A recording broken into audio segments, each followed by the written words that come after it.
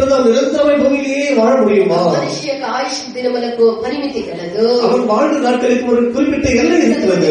కీర్తనలు 90వ అధ్యాయం 10వ వాక్యం చదవండి. సంగీతం 9వ అధికారం 10వ వచనపడి ఉంటుంది. మా ఆయుష్ కాలము 70 సంవత్సరములు. మా ఆయుష్ కాలము 70 సంవత్సరములు. అధిక బలమున్న ఎడల 80 సంవత్సరములు. అధిక బలమున్న ఎడల 80 సంవత్సరములు.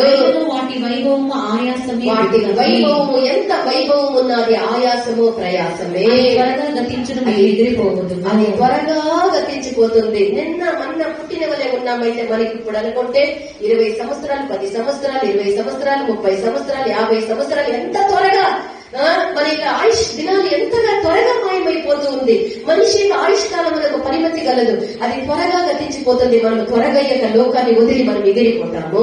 మనుషుని ఆయుష్ 70 வருஷமா இருக்குது, பலத்தின் மிஞ்சினால் 80 வருஷமா இருக்குது. நாம் நேற்று காலம் கூட 10 வருஷம், 20 வருஷம், 30, 40, 50, 70 விகிதமாக சீக்கிரம் நம்முடைய வாழ்க்கை எடுத்துக்கொண்டு போய்கொண்டே இருக்கிறோம். మన యొక్క జీవితము తాత్కాలికమైనను, దేవుని యొక్క పిల్లలమైనటువంటి మనకు నిరంతరము నిత్య నిత్యము యుగ యుగములు దేవునితో కూడా జీవించేటువంటి ఒక నిత్య జీవము, నిత్య రాజ్యము, అది తాత్కాలికమైనది కాదు, నిత్యమైనటువంటి జీవము, నిత్యమైనటువంటి రాజ్యము మనకు ఒకటి ఉన్నది.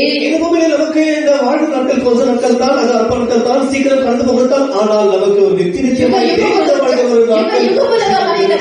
కూడా